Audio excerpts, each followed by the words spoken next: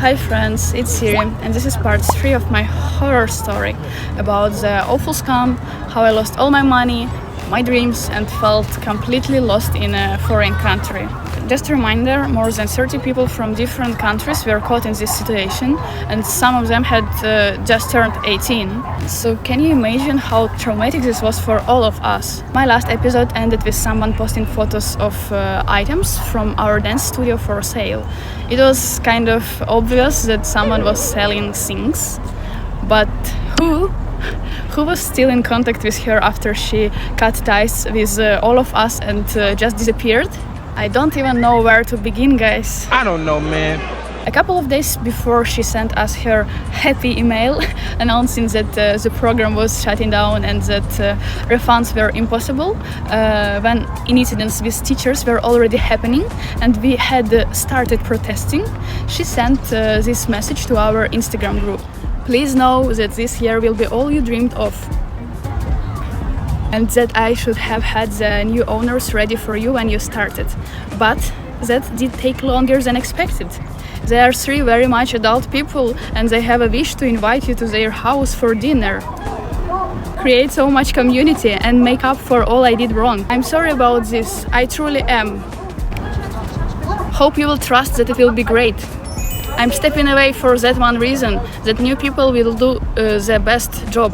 I moved the last Zoom meeting to Saturday and will send you all formal stuff next week, like contracts and names, everything. Again, didn't mean to worry you. Hope you will be okay for now and sorry, Josephine. In our group, we immediately started demanding that she give us the contacts of these so-called new owners, so we could feel safe, knowing that someone was actually taking responsibility. We already sensed that something was off, and while she was still responding, we needed to act fast. As you can guess, she kept assuring us that these people existed and that we would meet them soon in an online Zoom call. And on top of that, this year was supposed to be the best year of our lives. Ha ha, very funny, motherfucker. Everything we had dreamed of. We just needed to relax and wait. And then just a few days later, I'm bankrupt. Goodbye. Bye, bitch. Yeah, because that's exactly what we had all dreamed of, right? By the time we saw the ad selling items from the studio, half of the students had already left for home and there were only a few of us left. Some simply couldn't afford tickets to leave earlier, others still didn't know what to do. 3 of us had the keys to the studio and we were the ones assigned to clean the space. Remember when she promised me a job at the studio that was supposed to cover my housing, which she was supposed to provide? I was dreaming of teaching there. But right before I arrived, she suddenly told me it would be cleaning. Amazing, incredible. Another girl also got a discount and had to work it off by cleaning. She and I were the ones left in the house at that time. She also couldn't go home because her ticket would have cost 750 euros. So obviously it wasn't us. And then there was the third girl, the mystery girl. I called her Ellie in my first vlog. Ellie was supposed to be starting her 2nd year in the program and she was actually local. She was Danish. During the first 2 weeks, she was the one constantly opening and closing the studio, cleaning everything and handling small organizational tasks for Joe. Sometimes Joe even sent us messages through Ellie. So you could say she was Joe's right hand. We had no idea what kind of arrangement she had with Joe, why she was doing all this work for free. In everyday life, she was kind and seemed as shocked as the rest of us about everything that happened. At one point, Joe even asked Ellie to pay one of the teachers for a class. If you watched my first vlog, I have explained this situation in details. When the teacher from United States arrived to give us a class and went back without teaching, because she hadn't been paid. We all stood up for Ellie at that point and told her not to pay for this class, so not to fall for just manipulation, because that was just biggest strength, manipulation. But why did Ellie keep following her orders until the very end? Did Joe threaten her, or was there something deeper going on between them? Or she was just scared of her? She told us she had no contact with Joe anymore. But we knew one thing for sure. She also had a key to the studio. So we messaged in our group chat. We started asking Ellie. We wanted to know everything she knew. Did she still have contact with Joe? What had Joe told her? What did she ask for? At one point, I remember Joe told us that Ellie knows the names of the so-called new owners. So we wrote in the group, Ellie, you told us Joe said who the owners were supposed to be. Maybe there is still hope, and do you know what she said? She said, Joe asked me not to tell anyone about this, it's confidential information. At this point we were on fire. We were on fire.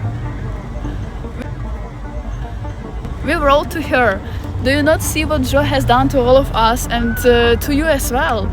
She abandoned all of us. Our education is not happening anymore. You have to tell us everything you know. You don't have to be afraid of Joe. Ellie, by the way, even bought notebooks for the entire group with her own money, and no one paid her back. She was just following orders. That day, when we were all waiting for the teacher from the United States, when Joe asked Ellie to pay for the class, she messaged her in demanding tone. Ellie was sitting there terrified, and we were helping her respond because she just couldn't stand up to her. And I don't even remember what we replied, but do you know what Joe wrote back? It's not healthy for me to talk to you. So Ellie was also a victim, and we were all protecting her, supporting her. She was even crying. After long conversations, Ellie wrote in the group that she didn't want to be involved in any of this anymore, that she felt pressured and had nothing more to say. We told her, well, in that case, maybe you should leave the group, because this is all we are gonna to discuss now, and if you don't want to be involved, it's better to leave. And now listen to this. Right after that, we see an announcement on DBL. So we text her privately, what the fish are you doing? Did you take all these pictures? Do you have contact with Joe? Are you selling things and helping her? When did you take these pictures? Because now it turns out that when she told us I don't know anything, nothing suspicious, she had already taken pictures that same day because Joe asked her to. And she didn't even mention this strange request. We wrote to her, this is just a slap in the face. And here's her response. I have only taken pictures of the fridge on Monday, and I didn't know much. She asked me to take a picture of them. Didn't tell me for what. Later on Monday she asked me if I would help her sell some stuff for the studio. I didn't think much of it and just said yes. I haven't taken pictures of more stuff, but some people were there yesterday. She texted me Monday and said some people were coming to buy stuff. They told me yesterday that they were Josephine's friends, so maybe they took the rest of the pictures, because I didn't. And I haven't had the contact since Monday, and I'm not selling anything. I took one picture of the fridge and I was there yesterday because she asked me on Monday to be there. And then our girl replies something like, you knew so, someone doesn't just ask you to sell things in a studio. We were meant to be in for 9 months and you think nothing about it? You had contact with her also on Monday. This is so sly, and I know for myself, and I think I can speak for others. I'm so hurt. We really wanted to make you comfortable with us. We text her, girl, you asked me if I would help her sell some stuff. Yes, it could have been anything she asked me to sell. I didn't think, and I'm so sorry. I feel really bad. I'm sorry. She didn't say she was gonna sell it. She asked me if I would help her sell some stuff for the studio. Excuse me, what? We tell her, you keep saying you don't want to be involved, but you are. It's nice for you to say, and it's nice that you have a home here, unlike the rest of us. And at this moment we realize her mom is in our Facebook group with all the parents, and she sees everything, all the evidence, all the information we are gathering, all our plans, police, lawyers, finding Joe, everything. And oh my god, we realize how badly this could turn against us. Because if Ellie falls for Joe's manipulations, she could do anything Joe asks her to. Even if they aren't in contact right now, Joe could message her tomorrow and ask for another favor. Ellie tells us she will leave the studio key, and we just ask her, don't help Joe and don't sell anything, because now we know how quickly everything can change. Meanwhile, our investigations were also in full swing. We discovered that their website was still active, and there was a registration form for the next programs. Oh my god! Oh my god! Does this mean someone could be signing up for their program right now? Is just still scamming people at this very moment?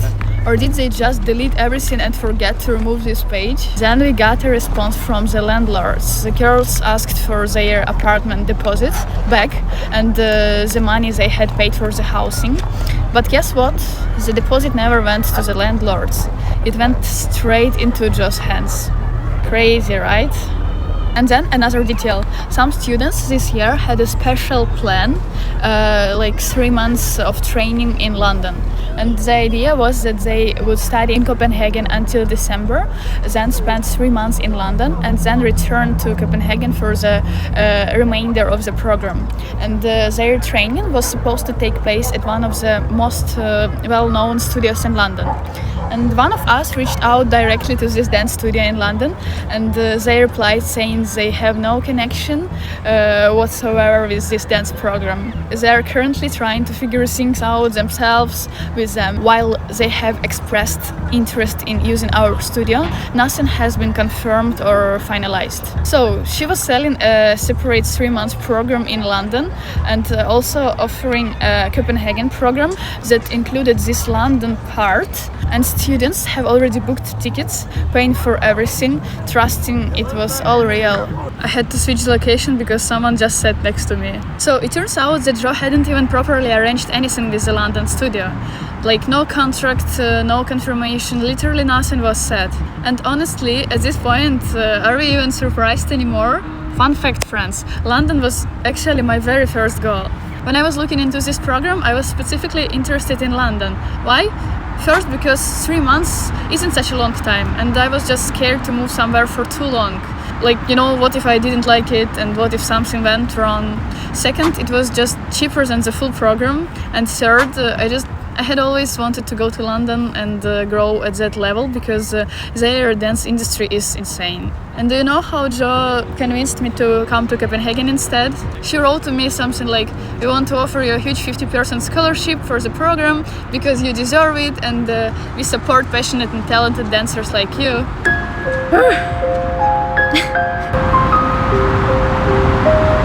And meanwhile, my mental state was just getting worse and worse. We were talking to the police, and in the parents group, people started discussing raising money for a lawyer. The whole case felt almost impossible to win. Josephine was nowhere to be found, and no one knew how to even hold her accountable. Then someone in the group dropped this message. "It's all very confusing. Josephine owes money to a lot of people, students from this and other years, teachers, photographers, web hosts, landlords, and if we all stand together, we have a much stronger case. The lawyer we contacted is specialized in international insolvency cases like this and cooperates with American lawyers. And the police can't really handle a case like this. It has to be taken on by a lawyer." So we launched a GoFundMe to raise money for legal support. But the pressure on social media was overwhelming. People kept asking what happened, why, what's next, how much did you pay? Honestly, these questions felt like a punch in the gut. It was such a fresh trauma, and I didn't know how to heal from it. I started to feel like I hit rock bottom. Like all my dreams just turned into ashes and disappeared into thin air. Guys, this might sound dramatic or even a little self-destructive, but imagine working so hard, saving every cent, coming from a family where this kind of opportunity was never even a dream. And I worked on a ship for months under crazy conditions, and I put all of that into my future, into this program, into my growth, and it was just gone in one day. I was left with nothing in a foreign country, and my family and friends far away, my home country at war. I had no money to even start something new. It really felt like my life had been shattered into pieces. The only thing that kept me going was the people who were still in Copenhagen, the ones who stayed close. We posted a short story on Instagram just to stop all the messages. It said for everyone messaging. From the CD 12-13 students and I, as much as we would all love to give you answers, we don't have any. The situation has affected and ruined over 30 lives, therefore we are asking to please respect our space and the fact we can't talk about everything that's happening, having to go through. It all is so unfair, and breaks our hearts, and having to explain everything repeatedly is extremely draining for now. Honestly, I don't even remember the exact order of things anymore, but suddenly I got a call from some Ukrainian volunteers, and guess what? They told me they had found the one possible option in Copenhagen, a host family that could take me in until December. And I didn't even know how to feel, like I was just empty. I didn't know whether to be happy or confused or scared. I didn't even understand why I should stay here or what I'm supposed to do, but I just had no choice. Since we were allowed to stay in the house until the 27th, I told them I could move in 6 days later, and we agreed on that.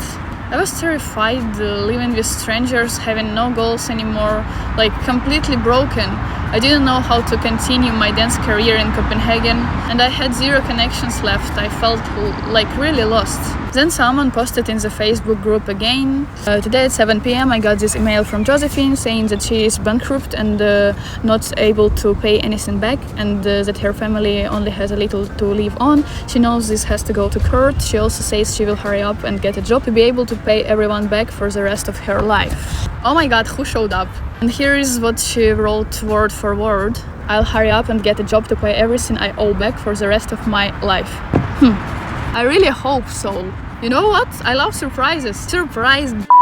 Surprise, motherfucker. The very next day, boom! An email from Josephine. A long one. Like, sit down and breathe. It's kind of long. Ready? Let's read it together. Seeing now it could never get worse than what it is right now, in the worst time of my entire life and no prospect of it being better again, I should have reached out. Oh wow, we are starting deep. I'm not mentally well. I have always kept pushing for solutions and trusted in the universe and that it's all meant to be a way of thinking, that I can fix it. I couldn't. Classic spiritual bypassing. Keep going. I'll spend the rest of my life punishing myself for this. I'll never be able to forgive that I didn't manage to stop myself, but I truly didn't grasp the situation. People around me, friends and family, saw I was sick, but never knew how to help. Like an addict, kept going, coming up with new ideas and thinking I could do it all, always letting the passion guide me. Yeah guys, and taking 30 plus lives along for the ride. That might sound unbelievable, but that is the truth. A pattern of destructive behavior and not calculating consequences leads me to believe that I have an addictive behavior and mental illnesses, many traumas not dealt with. Okay, this part is important, but still, actions, consequences. I'm reaching out to hear if there is any way one advocate for the parent group would be able to talk to me and possibly find out how to solve this in a communicative way. I don't have a solution. Or don't know how, but I will do everything to open the communication, knowing that it might be too late. Too late? Yes, babe, it is. And I did not flee. I came here to see my son on his first day of school, to hold him and trust that he will be fine even with all the mistakes I made. She brought in the child. She brought in the child.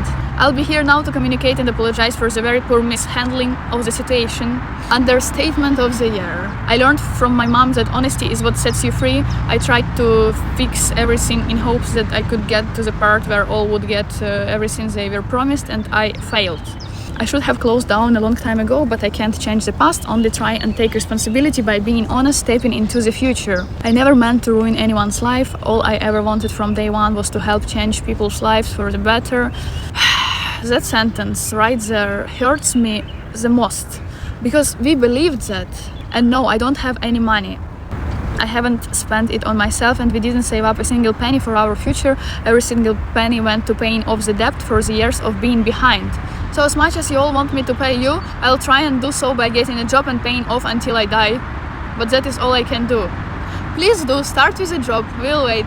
Hope from the bottom of my heart that you can forgive me for how I handled this. I shouldn't have listened to anyone else. I have been lost for a long time, and I will promise to God and all witnesses that I will try to become a better person and deal with all my flaws. It will be my love's goal to try and find out how I let it get this far, heal, and not let my son step into any ways I did without guidance. And never again working with young people, owning my own business, or having any money in my possession. Josephine. And that's it. That's the email. And the first thing someone wrote in our group chat after reading it is this one. Guys, do you realize that whole letter, it wasn't about us. It was about her trying to make herself the victim. Like, we should feel sorry now. Sorry now. I want to share with you something that one of the girls sent after getting back home. And this message, it broke me. That message, that's 100% how I feel right now. And the only difference, she's home. I cannot go home. And I'm stuck here in a foreign place with a broken dream, no safety net, no idea what to do next, no one to fall back on. This isn't just a bad experience, this is trauma and healing. I still don't even know where to start.